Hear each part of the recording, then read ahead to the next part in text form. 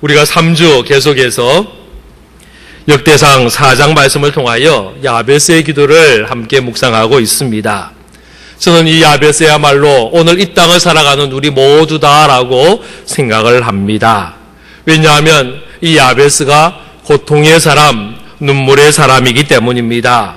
이 땅을 살아가는 우리 모두가 이 염려와 걱정과 근심이 있습니다. 부족함이 있습니다. 모자람이 있습니다. 우리는 이 부족함을 안고 살아가는 것입니다. 오늘 아침에 제게 카톡이 글이 하나 들어왔는데요. 1, 2부 때는 제가 소개를 못했습니다. 3부 때만 소개하는 아주 따끈따끈한 글입니다. 요즘에 자존심 손상죄가 있답니다. 들어보셨어요? 자존심을 상하게 하면 벌을 받는다는 거예요. 하루 벌어서 먹고 사는 사람에게 골프 치느냐라고 물으면 자존심을 상하게 하는 죄로서 징역 1년이랍니다. 왜 더 좋은 아파트 살지 이런 아파트 사느냐라고 물으면 이것도 자존심 상하게 하는 거랍니다. 그래서 이거는 징역 3년입니다. 자녀들 서울대학 들어가서? 라고 물으면 이건 징역 5년이라는 거예요. 자녀들을 어떻게 국내에 있냐? 외국에 좀 보내지. 외국 유학 안 보내고 왜 여기 있냐? 라고 이야기하면 이거는 아예 징역 7년이라는 겁니다. 자꾸 올라갑니다. 아들, 딸 언제 결혼하느냐 물으면 징역 10년입니다. 손자, 손녀 얻었냐라고 물으면 15년이랍니다. 가장 맨 마지막에 뭐가 있느냐? 자녀들 요즘 취직했느냐라고 물으면 이건 아예 무기징역이다.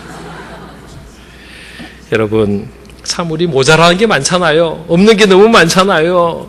부족한 게 너무 많잖아요.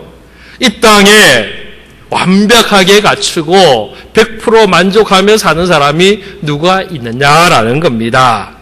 그런데요, 행복이라는 것은 부족함이 없을 때 얻는 게 아니에요. 모자람이 없을 때 행복한 게 아니에요.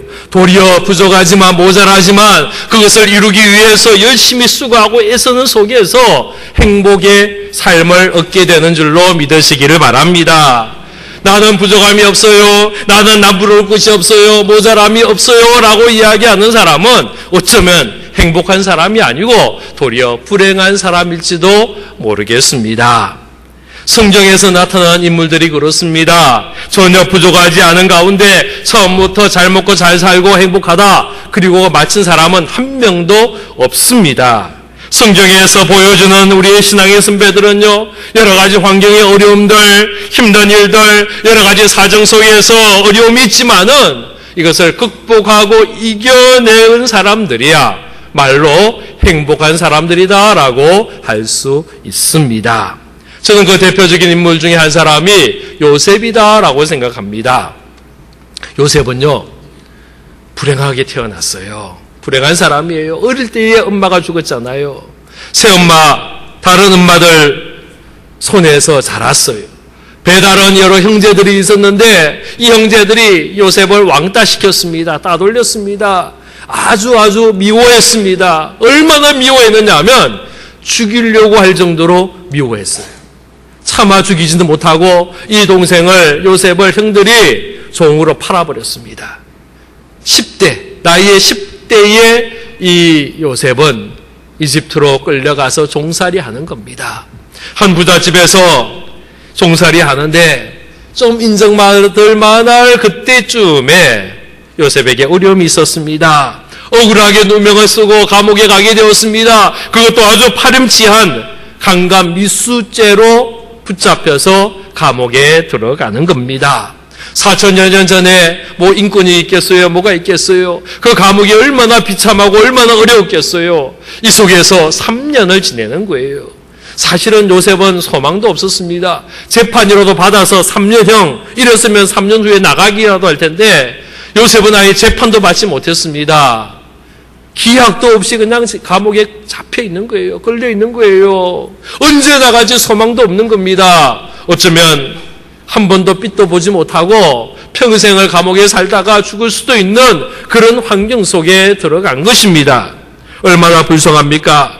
여기까지만 본다면 요셉은 불쌍한 사람 중에 불쌍한 사람입니다. 아무런 희망이 없는 사람입니다.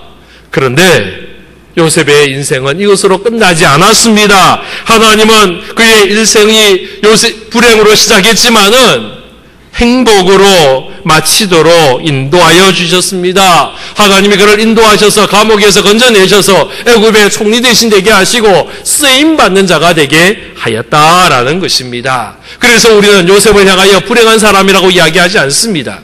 그를 향하여 우리는 행복한 사람이다라고 이야기하는 것입니다. 예수님의 제자들 한번 보십시오. 참 행복한 사람들이죠. 예수님 앞에 택함 받았어요. 예수님 앞에 부름 받아서 12명 제자 가운데 들었다는 거예요. 얼마나 행복해요. 여러분, 아주 유명한 사람이 우리를 택해가지고 나와 함께 일하자 얼마나 기분이 좋겠어요. 아니요, 길거리 가다가 연예인 한 번만 봐도요, 하루 종일 기분 좋아할 사람이 얼마나 많은데 지금 이 제자들은 예수님 앞에 부름 받았단 말이에요. 여러분, 우리나라의 제일 존경받는 목사님 하면 누구예요? 한경지 목사님 돌아가셨지만은 어느 누구도 이분에 대해서 의심할 필요가 없단 말이에요. 다 존경할 만한 분이에요. 그런데 제가요, 한경지 목사님 만나봤어요. 별로 안 믿으시는 것 같은데, 제가 남한산성 가서 인사를 드렸습니다. 그리고 목사님 주시는 다과도 먹었습니다. 목사님 저를 위해 기도해 주셨습니다. 바로 옆에 앉아가지고요, 같이 사진도 찍었어요. 자랑할 만 하잖아요. 목사님 돌아가시기 직전에요, 제가 목사님 손 붙잡고 예배 드리고요, 목사님 위해서 기도도 해드렸어요. 어시될 만 하잖아요. 저는 한 목사님과의 그 모습들을 기억하면요, 행복해요. 기분이 좋아요. 예수님의 제자들이 예수님과 함께 3년 동안 먹고 마시고 예수님의 음성 직접 듣고 훈련받았다면 얼마나 자랑할 만하겠어요. 얼마나 행복하겠어요. 그런데 예수님의 그 제자들의 삶을 보면 사실 편안하진 않았습니다. 고생 많이 했습니다. 힘든 삶을 살았습니다. 요한을 제외하고는요, 다 일찍 죽었습니다. 순교당했습니다. 칼에 죽기도 하고 심지어 십자가에 거꾸려 달려서 죽기도 순교하기도 하였습니다. 요한은 오래 살기는 했지만 그 삶이 편안한 삶이 아니었습니다. 나이 70이 다 되어서 붙잡혀가지고 밤모섬에 유배를 당합니다. 우리 옛날에 승비들은 유배당하면요, 나무그늘 밑에서 글을 읽고 책 쓰고 그랬지만은 요한은요, 밤모섬에 가서 뭐 했느냐? 동굴에서 살았어요. 채석장에서 일을 했어요. 무거운 돌을 깨고 그 돌을 운반하는 일을 하였다라는 겁니다. 이것이 제자들의 삶이었습니다. 사도 바울도 마찬가지입니다. 고린도 후서 11장 말씀해 보면 그는 옥에 갇혔습니다. 매도 많이 맞았습니다. 죽을 뻔한 경험도 수없이 있었습니다. 40에 하나 감한 매를 5번 맞았고요, 3번 태장이 맞았고 돌로 1번 맞고 3번 파선하고 일주일 기쁨 속에 지냈습니다. 여행 중에 강의 위험과 강도의 위험과 동족의 위험과 이방인의 위험과 시내의 위험과 거짓 형제의 위험을 당했습니다. 줄이고 목마르고 굶고 춥고 헐벗음을 당하였습니다. 이것이 사도 바울의 삶의 모습이었습니다. 그렇다고 우리 제자들을 향하여, 사도 바울을 향하여 그들의 인생이 불행한 삶이다라고 우리가 이야기할 수 있겠느냐라는 겁니다. 그렇지 않습니다. 그들이 아무리 고생을 많이 하고 아무리 힘든 일을 많이 해도 그럼에도 불구하고 이들은 불행한 삶을 살지 않았습니다. 왜냐하면 그들이 당한 모든 일들은 의미 있는 일이었기 때문입니다. 사랑하는 성도 여러분, 무엇이 불행이고 무엇이 행복입니까? 이것을 구별하는 방법이 어디에 있습니까? 저는요, 이것이 소유의 많고 적음에 있지 않다라고 생각합니다. 편하냐 불편하냐에 있지 않다라고 생각합니다. 행복과 불행을 나누는 것은 지금 내가 하고 있는 이 일이 의미가 있는 일이냐, 가치가 있는 일이냐, 그렇다면 우리는 행복한 사람을 살고 있는 것입니다. 여러분, 우리의 인생의 의미를 어디에서 찾을 수 있느냐? 저는 기도가 답이다라고 봅니다. 우리가 기도할 때에 하나님은 우리에게 의미를 주십니다. 할렐루야. 야베스가 고통의 사람이었는데, 눈물의 사람이었는데, 그가 기도할 때에 그의 인생을 존귀한 자로, 귀중한 자로 바꾸어 주신 것처럼 우리가 기도할 때에 우리의 삶에 의미를 주시고 우리를 불행에서 행복으로 바꾸어 주시는 줄로 믿으시기를 바랍니다. 우리가 지금 야베스의 기도를 함께 묵상하고 있습니다. 야베스의 삶을 살펴보면 그는 행복하지 못했습니다. 불행하였습니다. 그의 삶에 근심이 있었고 환난이 있었습니다. 그의 삶에 늘 한숨이 있었고 눈물이 있었습니다. 그러나 그의 인생을 눈물로 한숨으로 끝나지 않았습니다. 하나님 앞에 부르짖고 기도할 때에 하나님이 그의 기도를 들어주셨습니다. 하나님, 나에게 복을 내려주십시오. 하나님, 나의 지역을 넓게 해주십시오. 주님, 주의 손으로 나를 도와주십시오. 그래서 환난을 벗어나 근심이 없게 하여 주십시오. 이 기도하였더니 하나님이 그 기도에 응답하시고 그를 변화시켜 주신 줄로 믿으시기를 바랍니다. 우리도 마찬가지입니다. 우리도 고백하기를, 하나님, 제가 야베스입니다. 제가 고통의 사람입니다. 나에게 눈물이 있습니다. 한숨이 있습니다. 근심이 있습니다. 주님, 기도합니다. 야베스가 했던 그 기도합니다. 우리의 기도 들으시고 나의 기도 들으시고 하나님 응답하여 주셔서 나의 인생도 변화시켜 주옵소서.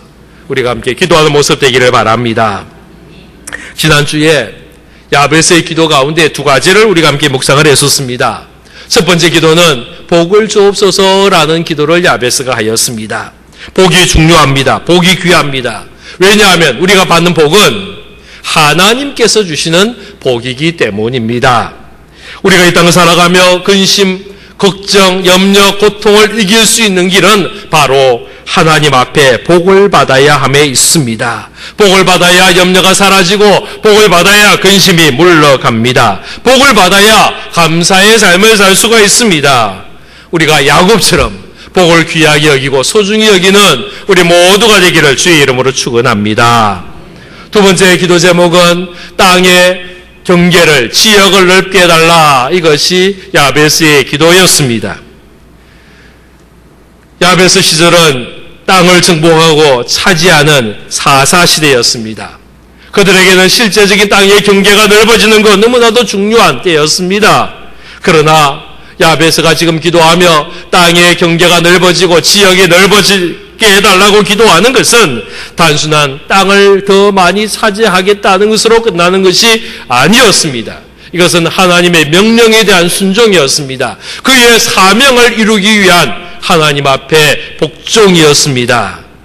그래서 갈렙은 나이 85세지만은 내가 전쟁에 나갈 수 있습니다. 저 땅을 내게 주십시오. 저 산지를 내게 주십시오. 내가 저 땅을 차지하기를 원합니다. 라고 이야기했던 이유가 그가 땅에 대한 욕심이 아니라 하나님의 명령에 대한 순종의 음성이었다라는 것입니다. 우리가 이 기도해야 합니다. 나의 지역을 넓게 해주십시오. 하나님의 말씀대로 살기를 원합니다. 하나님의 뜻대로 살기를 원합니다. 하나님이 나에게 주신 그 사명들을 감당하는 삶이 되기를 원합니다. 우리가 함께 기도하는 모습 되기를 바랍니다. 오늘은 계속해서 역대상 4장 10절 말씀을 중심으로 세 번째와 네 번째 기도 제목 함께 나누고 은혜를 누릴 수 있기를 바랍니다. 우리 10절 말씀 우리 같이 한 번 더 읽도록 하겠습니다. 시작. 야베스가 이스라엘 하나님께 아뢰어 이르되 주께서 내게 복을 주시려거든 나의 지역을 넓히시고 주의 손으로 나를 도우사 나로 환난을 벗어나 내게 근심이 없게 하옵소서 하였더니 하나님이 그가 구하는 것을 허락하셨더라. 할렐루야. 세 번째 기도 제목은 주님의 손으로 나를 도와주시옵소서입니다. 성경에 보면요, 하나님의 손에 대한 이야기가 많습니다. 물론 우리가 하나님을 볼 수가 없어요. 하나님의 모습을 보지 못하기에 하나님의 손을 본 사람도 아무도 없어요. 그런데 성경엔 곳곳에 하나님의 손, 여호와의 팔, 주님의 손이라는 말들이 계속해서 나오고 있습니다. 이것은 하나님이 우리를 위해서 일하시고 행하시는 것을 시각적으로 표현하는 겁니다. 제가 중학교 때 저희 친구를 전도를 했습니다. 지금 생각하면 제가 중학교 때 전도를 참 많이 했어요.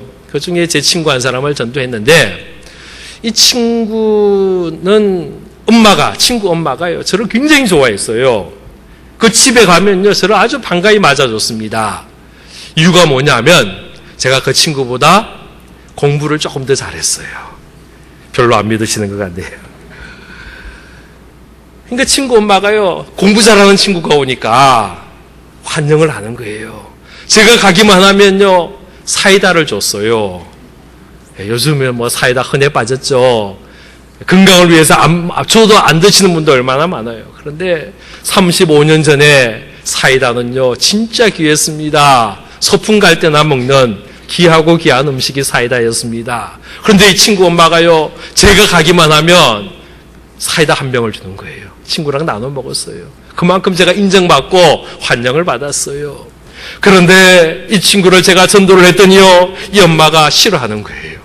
저를 미워하더라고요. 그때부터는 그 집에 가도요, 사이다를 안 주는 거예요. 그리고는 그 엄마가 이런 이야기를 했습니다.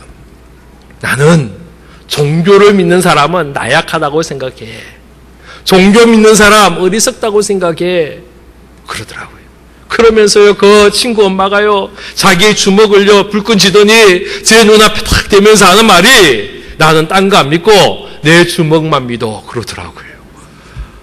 아직도 그 모습이 기억이 납니다. 사랑하는 성도 여러분, 흔히들 우리는 주먹, 손, 팔을 힘의 상징으로 사용을 합니다. 어떨 때는 자신이 가진 재능을 손으로 표현합니다. 물질과 권력을 손으로 표현하기도 합니다. 그러나 우리가 이 땅을 살아가며 나의 힘, 나의 손, 나의 주먹을 믿고 살아가는 사람은 어리석은 자의 모습입니다. 우리는 내 힘이 아닌 하나님의 손, 하나님의 팔, 하나님의 능력을 의지하는 모습 되어야 하는 줄로 믿습니다. 바로 이것이 야베스가 한 기도입니다. 주의 손으로 나를 도와주십시오라는 겁니다. 이 주님의 손, 하나님의 손은 어떤 손이냐? 첫 번째로요, 우리를 보호하고 우리를 지키시는 손입니다. 요한복음 10장 27절 28절 말씀 우리 함께 같이 읽도록 하겠습니다. 시작. 내 양은 내 음성을 들으며 나는 그들을 알며 그들은 나를 따르느니라. 내가 그들에게 영생을 주노니 영원히 멸망하지 아니할 것이요 또 그들을 내 손에서 빼앗을 자가 없느니라. 할렐루야. 살아가는 성도 여러분, 우리 주님의 손은 우리를 지키고 보호하는 손입니다. 목자가 그 양을 지키고 보호하는 것처럼 맹수들이 와서 양을 빼앗아 가려고 할 때에, 습격할 때에 그 목자의 손이 그 양들을 보호하고 빼앗기지 않도록 애를 쓰는 것처럼 우리 하나님의 손이 우리를 보호하고 우리를 지키고 우리와 함께 하심을 믿으시기를 바랍니다. 할렐루야. 주의 영원하신 팔 함께 하사 항상 나를 붙드시니 어느 곳에 가든지 요동하지 않으면 주의 팔을 의지함이라. 할렐루야. 우리가 흔들리지 않는 것은, 요동하지 않는 것은 주님의 팔이 우리와 함께함을 믿으시기를 바랍니다. 베드로가요, 무리를 걸은 적이 있었어요. 얼마나 신났겠어요. 세상 모든 사람이 아무도 걸어보지 못한 그 길을 베드로가 무리를 걸어갔어요. 끝까지 잘 걸어갔으면 좋았을 텐데 순간에 의심이 생겼습니다. 불안한 마음이 생겼습니다. 염려와 두려움이 생겼습니다. 그 순간에 베드로가야 물속으로 그냥 빠져들어갑니다. 아마 베드로가 헤엄을 잘 쳤을 때도 불구하고요, 얼마나 당황이 되고 얼마나 무서웠는지 그냥 허우적거리면서 주님 살려주십시오라고 외칩니다. 그때에 베드로를 향하여 손 내미는 그 손이 있었습니다. 바로 우리 주님의 손입니다. 주님의 손은 베드로를 일으켜 세우고 그 무리에 서게 하고 건져내어 주신 줄로 믿으시기를 바랍니다. 우리의 인생의 길을 걸어갈 때에, 우리의 삶 속에 풍랑이 몰아칠 때에, 파도가 거세어질 때에 우리 하나님 우리 손 붙잡아 주시고 우리를 지키시고 보호하심을 믿고 확신하시기를 바랍니다. 두 번째로요, 우리 하나님의 손은 우리를 인도하시는 손이십니다. 신명기 7장 19절 말씀 우리 같이 읽습니다. 시작. 내 하나님 여호와께서 너를 인도하여 내실 때에 내가 본 큰 시험과 이적과 기사와 강한 손과 편팔을 기억하라. 내 하나님 여호와께서 내가 두려워하는 모든 민족에게 그와 같이 행하실 것이요. 할렐루야. 사랑하는 성도 여러분, 이스라엘 백성들이 광야길을 갈 때에 그 길을 인도하시는 하나님의 손이 있었습니다. 수많은 어려움과 힘든 일 속에 그 길을 이끌어 가시는 하나님의 능력의 손이 있었습니다. 하나님의 강한 손, 하나님의 편팔로 그들을 인도하셨습니다. 수많은 기적, 수많은 능력을 행하시고 많은 이적을 행하셔서 저들이 그 길을 지나가도록 이끌어 주셨습니다. 우리 하나님의 손, 우리가 이 땅을 살아가는 동안에 우리도 광야 같은 이 세상 지나갈 때에 하나님 그 능력의 손으로 우리의 갈 길을 인도하시고 지시하시고 이끌어 가시는 줄로 믿습니다.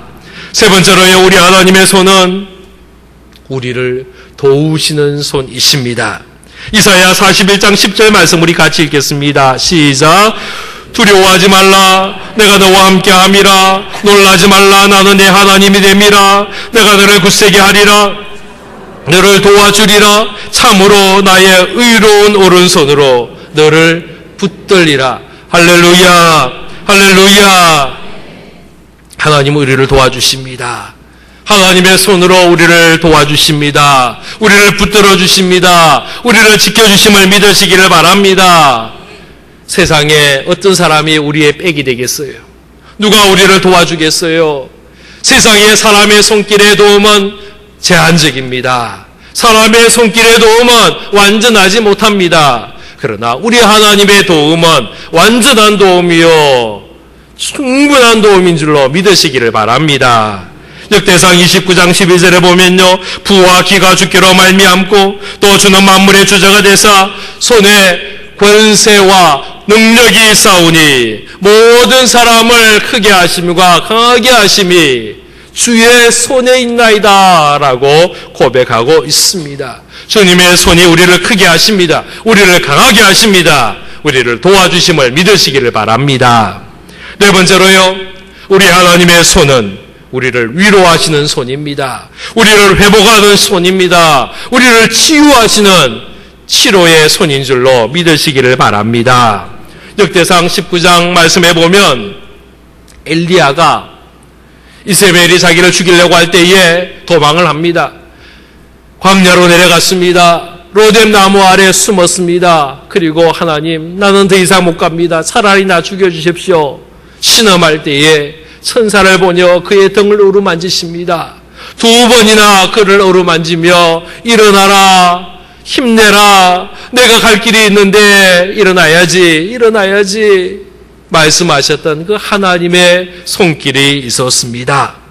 사랑하는 성도 여러분, 우리의 광야에서 우리가 로뎀 나무 아래 쓰러져서 신음할 때에 우리 하나님 우리를 만져주시고 위로하시고 격려하시고 회복시키시고 우리를 고치시는 하나님의 손길을 우리 모두가 경험할 수 있기를 바랍니다. 우리가 연약할 때에, 우리가 신음할 때에, 우리가 병들었을 때에, 우리가 깊은 슬픔 속에서 눈물을 흘릴 때에, 너무나도 억울해서 밤에 잠을 이루지 못하는 그때에도 우리 하나님 우리에게 다가오셔서 위로하시고 격려하시고 도우심을 믿으시기를 바랍니다. 이제 마지막 기도 제목입니다. 네 번째 기도 제목은요, 환난에서 벗어나 근심이 없게 하옵소서라는 기도입니다. 야베스의 이름의 뜻이 고통입니다. 야베스의 삶은 우리가 구체적으로 알 수 없지만은 성경에서 그의 인생에 대해서 정확히 이야기하고 있지 않지만은 그의 기도의 제목을 통해서 볼 때에 그의 인생에 고통이 있었습니다. 근심이 있었습니다. 여러 환난들이 있었습니다. 아픔이 있었다는 것을 우리가 알 수 있습니다. 여러분, 이 땅에 근심이 없는 장소가 어디 있을까요? 어려움이 없는 곳이 어디 있을까요? 힘든 일이 없는 곳이 어디 있을까요? 제가 미국 살 때에 덴버에 큰 교통사고가 있었습니다. 일가족이 그 교통사고로요, 4식구가 한꺼번에 다 죽었어요. 그래서 신문에 아주 크게 났습니다. 이 가족에 대한 이야기가 있었는데, 이분들이 교통사고가 나기 전에 1년 전에 미국 뉴욕에서 덴버로 이사를 왔다는 겁니다. 그때에 무슨 일이 있었느냐 하면 9.11 911이라는 테러가 있었습니다. 이 테러로 인해서 큰 빌딩 2개가 무너지고요, 수많은 사람들이 죽었습니다. 뉴욕에 살면서 그걸 본 거예요. 그리고는 이 뉴욕이라는 곳이 불안해서 못 살겠다, 위험해서 못 살겠다, 미국에서 제일 안전한 곳으로 이사를 가야겠다라고 결심을 한 겁니다. 큰 도시를 가려다 보니까 또 테러가 날 것 같고, 너무 작은 도시로 가려니까 불편할 것 같고, 적당한 크기의 도시를 찾았습니다. 그리고 자연재해도 없는 곳, 지진도 일어나지 않고, 토네이도도 없고, 허리케인도 없고, 뭐 여러 가지 모습으로 안전한 곳을 찾는데 그곳이 어디냐? 이 덴버라는 곳이었다는 거예요. 그래서 이사를 왔습니다. 그리고 1년을 살았는데 그 1년 만에 큰 교통사고가 나가지고 이 식구가 전체가 다 한꺼번에 죽고 말았다라는 겁니다. 여러분, 안전한 곳이 어디입니까? 위험이 없는 곳이 어디입니까? 환란이 없는 곳이 어디 있습니까? 이 땅에는요, 어디든지 환란이 있습니다. 어려움이 있습니다. 근심이 있습니다. 염려가 있습니다. 눈물이 있습니다. 슬픔이 없는 곳이 없습니다. 여러분, 우리의 지혜로, 우리의 방법으로, 우리의 판단력으로 근심과 염려와 환란을 이겨낼 수 있는 것이 아닙니다. 이 근심을 이겨낼 수 있는 길은, 이 환란을 이겨낼 수 있는 길은 오직 기도밖에 없음을 우리 모두가 고백할 수 있기를 바랍니다. 고린도전서 10장 13절 말씀에 사람이 감당할 시험 밖에는 너희가 당한 것이 없나니 오직 하나님은 미쁘사 너희가 감당치 못할 시험 당함을 허락지 아니하시고 시험 당할 즈음에 또한 피할 길을 내사 너희로 능히 감당하게 하시느니라 말씀하고 있습니다. 사랑하는 성도 여러분, 시험이 없는 것은 아닙니다. 시험은 늘 있습니다. 어려움이 없는 것이 아닙니다. 어려움은 우리 주위에 늘 있습니다. 그런데요, 우리 주님께서 이 시험 당할 때에 피할 길을 열어주시고 이것을 감당할 수 있도록 능력을 주신다 말씀합니다.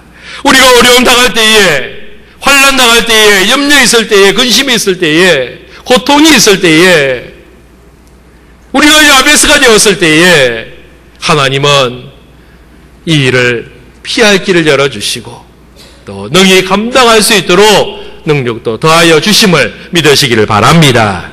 할렐루야. 우리 10절 말씀 다시 한 번 더 읽도록 하겠습니다. 저는요, 10절 말씀 읽을 때마다 용기가 납니다. 힘이 납니다. 감동이 납니다. 3주 동안 우리 계속 이 10절 말씀 읽고 있는데 아마 암송하지 않았겠나 생각합니다. 우리 10절 말씀 한 번 더 읽습니다. 시작.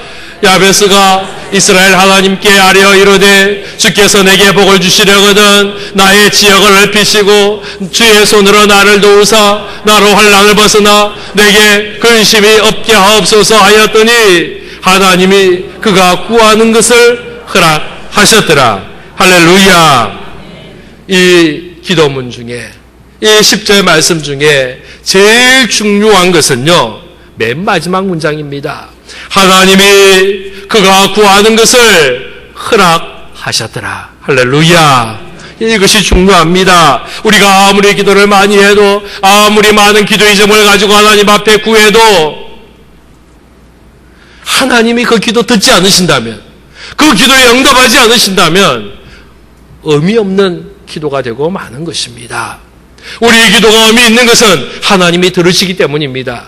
할렐루야. 우리 하나님 우리의 작은 신음에도 응답하십니다. 들어주십니다. 야베스의 기도를 허락하신 것처럼 우리의 기도도 허락하시는 줄로 믿으시기를 바랍니다. 사랑하는 구독의 성도 여러분, 우리 모두가 기도의 사람이 되기를 바랍니다. 기도를 쉬지 마시기 바랍니다. 기도가 능력입니다. 할렐루야. 할렐루야. 기도는 우리 하나님의 도우심입니다. 기도해야 길이 열립니다. 기도해야 귀중한 자가 됩니다. 우리 모두가 기도함을 통하여 응답받는 기도의 사람 되기를 주의 이름으로 축원합니다. 기도하겠습니다. 아버지 하나님 감사합니다. 저희들과 함께 하심을 감사합니다. 저희들을 기억하여 주심을 감사합니다. 아버지 하나님 은혜를 다하여 주옵소서. 함께하여 주옵소서. 오 아버지 하나님, 주님 앞에 간구하며 부르짖기를 원합니다. 우리의 기도에 귀를 기울여 주시고 우리의 기도에 응답하여 주시고 우리의 기도에 역사하여 주옵소서. 아버지 하나님, 우리에게 복이 주옵소서. 우리